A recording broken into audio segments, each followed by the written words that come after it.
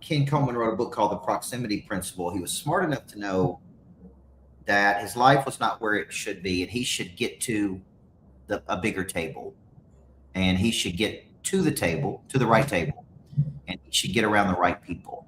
And that really was what changed everything for him. So when you think about this concept of inside the mind of a monster, where I want to park is, how do you think, okay, you use this term of build to exit versus build to produce. If you had to go through the differences in thought patterns with people that stay small versus people that go big, build, grow, scale, and exit. And let's say that's a monster. That's a legendary creature. Like if you've developed a $600 million operating system and you've scaled to, 700 to 800 people, there's people out there that are watching that going, okay, that's cool. I can't do that. Like he can do it, but I can't do it. So they're kind of playing on a small level. And then there's the monster. What's the core differences in the thought patterns? Well, I just want to say something first. Up until, maybe 10 minutes ago, I didn't realize the inside the mind of the monster was me. But I think to your point, right, is proximity to understanding what you're capable of. And a lot of times that just has to do in life, regardless of whatever you do in your life, it's who you hang around with.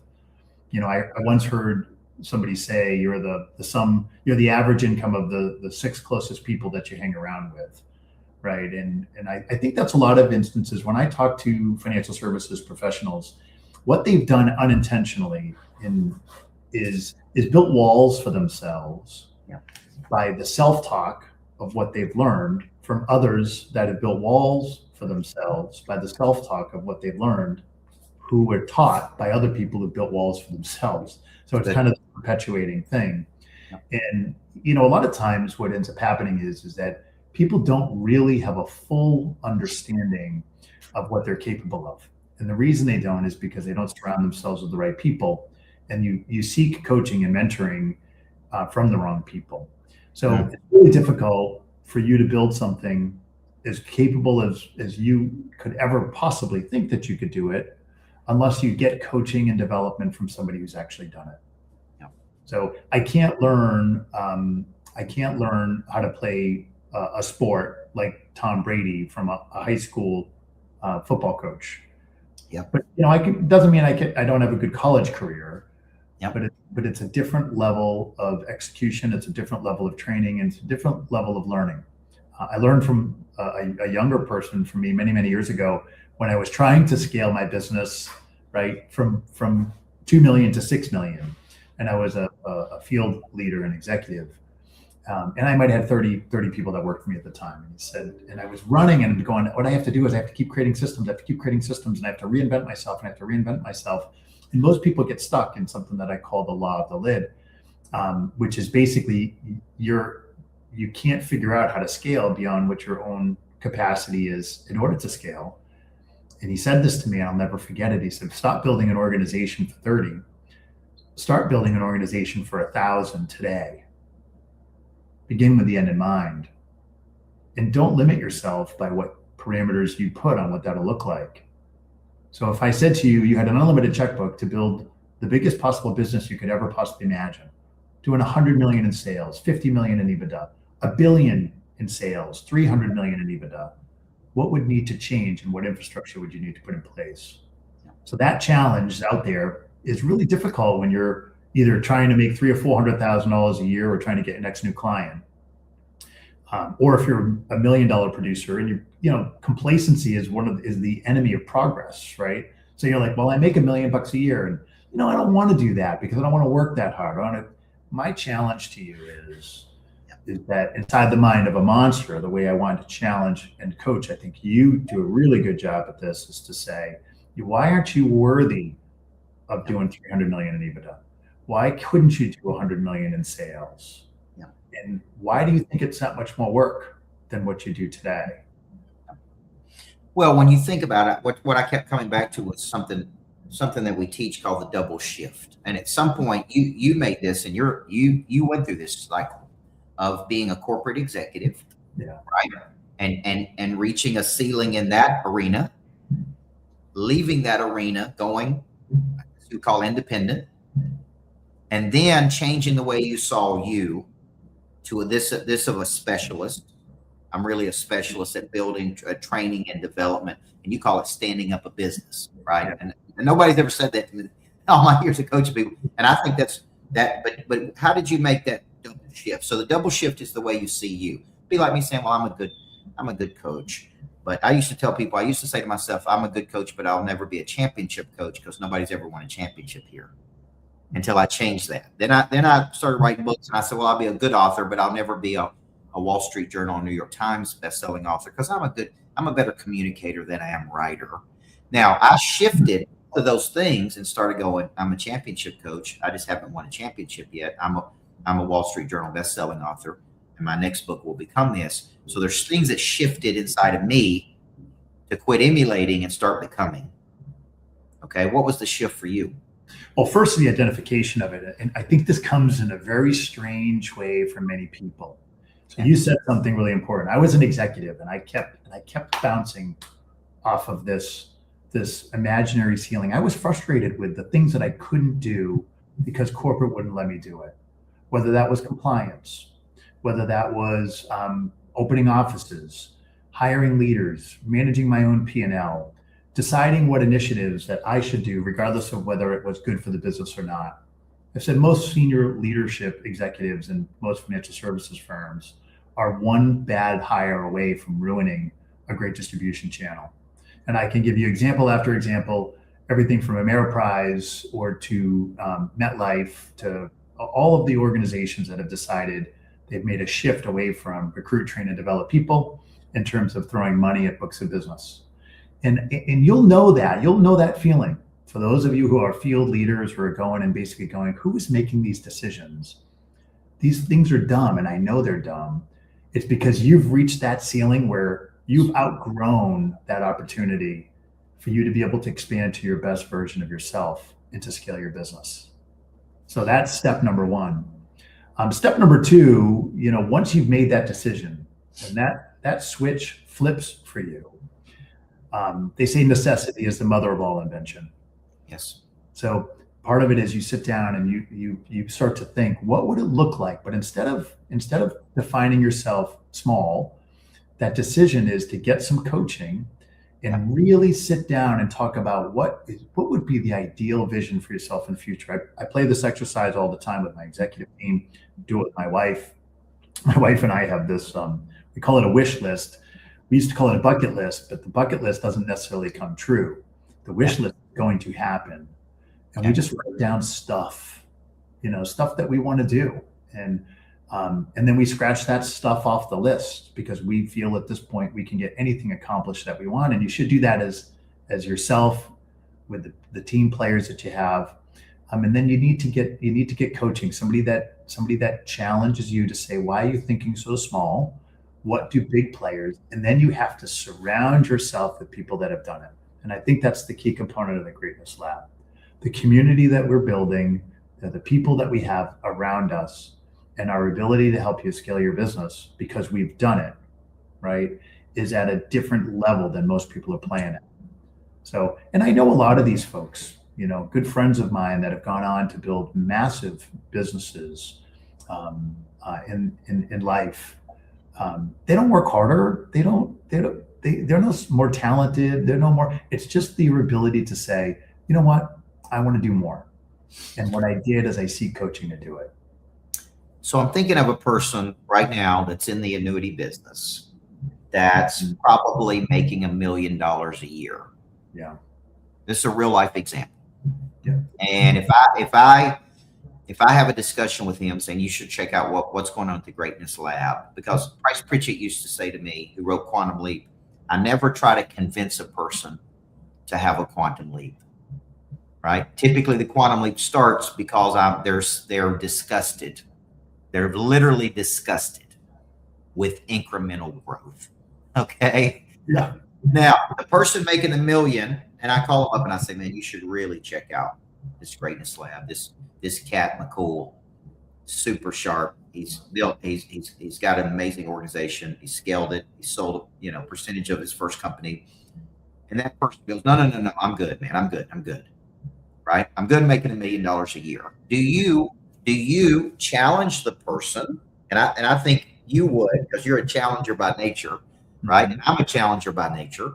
Yeah. Or do you go, okay, or do you just move on to the next person? What do you think? You know, you and I've had this conversation before. My wife, somebody asked me, what's your superpower? I said this on your podcast, Coach, and I don't have an answer for that. I'm like, oh, I don't have any superpower. And she says, I have a superpower.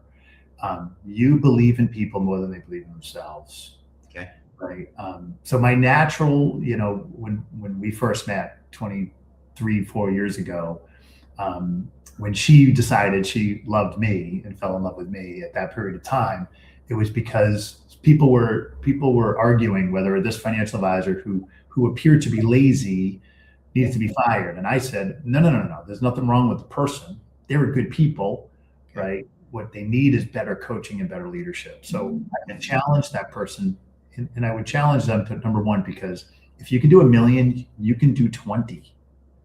There's no different in the amount of work, effort. I would argue it's less work. If you have been able to figure out how to scrap your way to making $1 million a year, which is the top 1%, that same skill that you have should be able to get you to 20 million and beyond. Right? The only thing that you're missing is, okay, what are the things and the systems and processes that I have to put in place? And a lot of times it's difficult because the idea of creating those becomes a challenge. What's cool about the Greatness Lab, the bigger table, the coaching that you provide and the systems that I provide, is we have the formula. That's all you have to do is plug into it. Yeah. And then you can tweak it. But at least it gives you a foundation of a home that says, okay, this plan has been built. This has already been, the foundation's been laid. The plans are in place. Now you may want to change the color of the kitchen, or you may want to add an extra bathroom or bedroom. But what you don't have to do is start from scratch and say, how am I going to envision this house? We build houses on the side. We built many houses, but I hire a designer first. Okay. Right? The designer architects everything, but that's all they're doing is making it look pretty. What you really need is you need an architect and an engineer and to be able to build your plans. So what we've done is we already built the plans, and you can add those plans into your business as an interdependent person, us together, helping each other grow and expand. But ultimately, we want you to go to that 20, 30, $40 million worth of business. We have the roadmap for you. Well, and I would think if there's a person out there, lead with curiosity. Yes. Come to the Greatness Factory, the 26th and 27th. Right? Be around Jason and I for 2 days. See this $600 million operating system that Jason has created. Right? And if you're skeptical or cautiously skeptical, or you're cautiously optimistic, or whatever it is, I think the first step is just be open to. But I do think there's got to be some pain there. Where there's no pain, there's no change typically in a person's life. Mm-hmm. So inside the mind of a monster is the knowledge, attitude, skills, and habits. And Sullivan called that your cash, your KASH. And you are actively trading your KASH to help other people solve their problems for their CASH. You're trading your cash for their cash. Mm-hmm. Okay? And so I think a lot of it starts with just being open to this skill set, what the Greatness Lab is actually doing, how to partner with it, because you may have a team of people that are underperforming, or what I'm seeing, Jason, is a lot of people that have undercapitalized kind of business lines that we're helping them with, right? So explain how that works. People are out there that you're seeing. You're kind of these missing structures where people, it's like yesterday you told me that person could pick up another $2 million, right, of profit, and add that to the EBITDA, which makes them so much more positioned to sell at a higher multiple if they just had this undercapitalized asset. Talk about that for a second. Yeah, and you hit on a lot of things right there. One of the things that I've learned. So I'm somebody who, and I'm humbled to say this. 9 years ago, we started Florida Financial Advisors. Today we have 700 financial advisors in 18 states with 29 locations, and this year we'll eclipse over 100 million in gross revenue. I have an unbelievable team. My wife has been absolutely incredible, and it's been a hell of a journey, right? But what I know now, because I sold 60% of the company, is if I knew then what I knew now, would I have done things differently? 100% I would have, right? Mm-hmm. Before I would say I have no regrets. Regret's not the right word, but I did not know what the world would actually give me for my business. So I went out there and said, hey, is this thing really sellable? I've heard it could be worth 1, 2, 3, maybe 4 times revenue, whatever it may be. What I didn't realize is that the private equity values this business if you build it a certain way, sometimes 15, 20, 22 times EBITDA, but it has to be structured in such a way. I would be thinking to myself, never build a business that because of your own limitations of understanding what it could be worth, because you don't understand it, to be worth less than it should be worth, if that makes sense, to be out there. But if you don't know how people are going to value it, how to structure it in a certain way, what you do is you limit what you're going to get out of it, right? A lot of this has to do with, most of us find ourselves. I used to think I heard this was a good thing, and I just heard it was a bad thing, and now I hear it's a good thing. Is this imposter syndrome? I'm sure people talk about this all the time. I'm not worthy of that. And they say things that are funny, right? Coach, things that you and I just chatted about. Yeah. I don't want to work that hard. I don't like the idea of not having, seeing my clients that often, because I want to be closer to the work. I don't like to manage people. I don't want to, I'm really not a good manager of people. All these things become your limiting beliefs, right? All those boxes. When the day is done, you have to be able to say, what are those boxes of my own limiting beliefs that are limiting my ability to get the maximum valuation and exit? Yeah. Does that make sense to you? It does. And so I think at Greatness Lab, we're kind of manufacturing new thoughts. We're manufacturing, you've already got the system in place. These people are getting coaching, environment, exposure. And that's really what we're building that I think is really unique and underserved in the financial services space, right? So if a person's out there and they're grinding it out, what's your thoughts on mastery? There's a lot of theory on mastery. Erickson came out with a theory that you got to have 10,000 hours of practice, which related in 10 years. Then I think Kotler came out with a theory that you could master something in 4 years if you weren't afraid to fail. You had intense practice, you had correction and feedback, and that you could actually do it in 4 years if you had total focus on something. You sold your company in year 9. You built. To me, most people look at that and go, "That's quick." Like to do that in 9 years, right? It's what most people would think it would take 20 years. So, what's your thoughts on mastery? Well, and you've studied more of this than I have, Coach, but I remember, and I don't know if it was Tony Robbins or Jim Rohn basically said, it took me 30 years to learn something, and you can shortcut all of that by skipping the 30 years of learning and just following what somebody else has done, right? Yeah. So you think about a McDonald's franchise. You can go start a burger company. You can go figure out how to franchise it. You can go figure out how to have all your cost controls and real estate. Or what you can do is you can buy in to a McDonald's franchise. And what you do is go from here. You already mastered everything else. Everything has been mastered for you. And then you just take it to the next level. Anybody that's doing $1 million, 500,000, you have figured out, right, how to make a burger. Yes. But rather than taking another 30 years to get a big exit, right, why don't you just plug into a system with people, get coaching, get the right products, services, distribution, compliance, recruiting, training, and development of people with the idea of scaling to the exit. And you can shortcut what most people will never figure out. Remember, there's only one McDonald's. Right? Yeah. Some people will never figure that out. But if you have the ability to plug into something that doesn't cost you anything, like a McDonald's franchise, remember, if you want to be a McDonald's owner, you can go there with money and they'll say no to you. Yes.